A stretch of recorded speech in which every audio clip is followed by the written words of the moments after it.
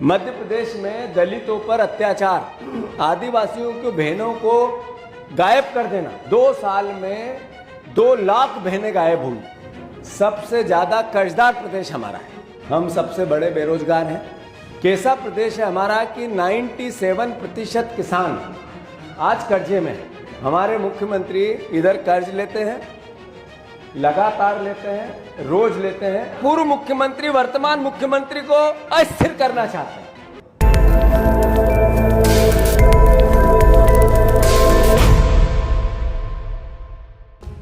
मध्य प्रदेश स्थापना दिवस से पहले जीतू पटवारी ने मध्य प्रदेश सरकार पर जमकर हमला बोला है। उन्होंने कई मुद्दों पर सरकार को आईना दिखाया और सरकार को घेरा है। जीतू पटवारी ने कहा कि हम सबसे बड़े बेरोजगार हैं। मतलब मध्य प्रदेश में आज जितने युवा हैं 75% युवा बेरोजगार हैं। कल मध्य प्रदेश का स्थापना दिवस है, उस पर देशवासियों को खूब ढेर सारी शुभकामनाएं, प्रदेशवासियों को भी ढेर सारी शुभकामनाएं। पर जब स्थापना दिवस है तब हमारे प्रदेश की स्थिति क्या है और हमारे प्रदेश की स्थिति क्या होनी थी, ये 2 सवाल मध्य प्रदेश के वासियों के मन में हैं। हम सबसे बड़े बेरोजगार हैं, मतलब सबसे बड़े बेरोजगार यानी आज का जितना युवा मध्य प्रदेश में है उसका 75% ग्रामीण और शहरी युवा बेरोजगार। जीतू पटवारी ने कहा कि सबसे ज्यादा कर्जदार प्रदेश हमारा है। देश में यदि किसी भी प्रदेश में सबसे ज्यादा कर्ज लेने की महारत किसी को हासिल है तो वह मध्य प्रदेश की भाजपा सरकार और यहाँ के मुख्यमंत्रियों को है। सबसे ज्यादा कर्जदार प्रदेश हमारा है। देश में जितने प्रदेश हैं उसमें सबसे ज्यादा कर्ज लेने की महारत अगर किसी को मिली तो हमारी 20 साल की बीजेपी की सरकार को मिली, मुख्यमंत्रियों को मिली। बताया कि 97% किसान आज कर्ज में है। मध्य प्रदेश में यह स्थिति है कि मध्य प्रदेश के किसानों का हाल है जहां मध्य प्रदेश में 70% किसान हैं, जिस प्रदेश में वहां 97% किसान कर्ज के हालात में हैं। ऐसी हालत मध्य प्रदेश की है। कैसा प्रदेश है हमारा कि 97% किसान आज कर्जे में, 70% जिस प्रदेश में किसान हो उसमें 97% किसान कर्जे में है। ये हालात है। जीतू पटवारी ने आगे कहा कि आदिवासी प्रदेश है हमारा मध्य प्रदेश। सबसे ज़्यादा आदिवासी यदि कहीं रहते हैं तो मध्य प्रदेश में रहते हैं। सबसे ज़्यादा अत्याचार, यातना और अलग अलग तरह की वेदनाएं यदि किसी के साथ होती हैं तो वह देश प्रदेश दुनिया में मध्य प्रदेश के आदिवासियों के साथ होती है। यह NCRB के आंकड़े बताते हैं। आदिवासी प्रदेश है हमारा। सबसे ज़्यादा आदिवासी अगर कहीं रहते हैं तो मध्य प्रदेश में रहते हैं। सबसे ज़्यादा अत्याचार, सबसे ज़्यादा उन पर यातना, सबसे ज़्यादा उन पर अलग अलग तरह की वेदना अगर देश में कहीं होती हो, दुनिया में कहीं होती हो तो मध्य प्रदेश में होती है। ये NCRB के आंकड़े बताते हैं। जीतू पटवारी ने बताया कि सबसे ज्यादा दलितों पर अत्याचार यहाँ की आदिवासी बहनें गायब हो जाती हैं। 2 साल में 2 लाख बहनें गायब हो गईं। यह सरकारी आंकड़ा है। मध्य प्रदेश में दलितों पर अत्याचार, आदिवासियों की बहनों को गायब कर देना, 2 साल में 2 लाख बहनें गायब हुई। 1 साल में 1 लाख बहनें गायब हुई। ये सरकारी आंकड़ा है। जीतू पटवारी ने सरकार को घेरते हुए आगे कहा कि हमारे मुख्यमंत्री कर्ज लेते हैं, लगातार लेते हैं, रोज लेते हैं। रोज 25 लाख रुपए हवाई जहाज, हेलीकॉप्टर पर खर्च करते हैं।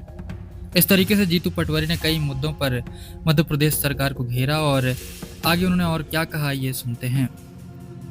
हमारे मुख्यमंत्री इधर कर्ज लेते हैं, लगातार लेते हैं, रोज लेते हैं और उधर हवाई जहाज पर रोज 25 लाख रुपए खर्च करते हैं। रोज डेली 25 लाख रुपए मध्य प्रदेश शासन एरोप्लेन पर और हेलीकॉप्टर पर खर्च करता है।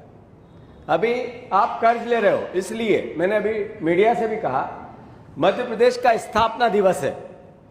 बहनों के नाम पर 90,000 करोड़ रुपया लोन लिया, 90,000 करोड़ रुपया, इसलिए कि महिला सशक्तिकरण करना है। हमारी एक योजना है लाडली बहना की, आर्थिक रूप से आत्मनिर्भर महिलाओं को करना है।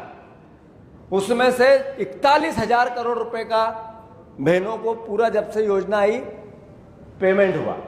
बचे हुए 70,000 करोड़ रुपए के आसपास या 69,000 करोड़ रुपए के आसपास सरकार ने दूसरे मद में खर्च कर दिया। मतलब उन बहनों से जिनके नाम पे वोट ले लिए, जिनसे वोट ले लिए, लाडली बहना को 3,000 देने के नाम पे उनके पैसे की भी चोरी कर ली। ऐसा प्रदेश है मध्य प्रदेश जिसमें मंत्री इसलिए लड़ते हैं कि उस विभाग का कमीशन ज्यादा है कि मेरे विभाग का ज्यादा है।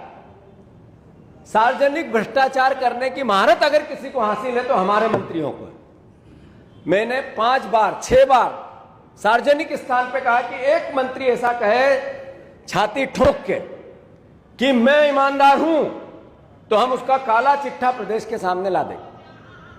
5 बार में एक मंत्री भी नहीं आया ये कहने कि हां मैं ईमानदार हूं, तो दूसरे शब्दों में क्या कह रहा है वो कि हां हम सब बेईमान हैं। करप्शन हद दर्जे का, अद्भुत, अकल्पनीय।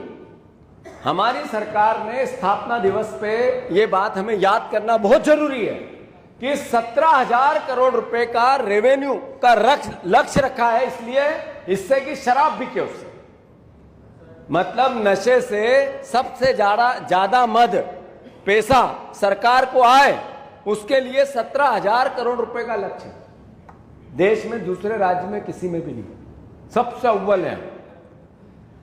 और पूरी सरकार इसमें लगी है।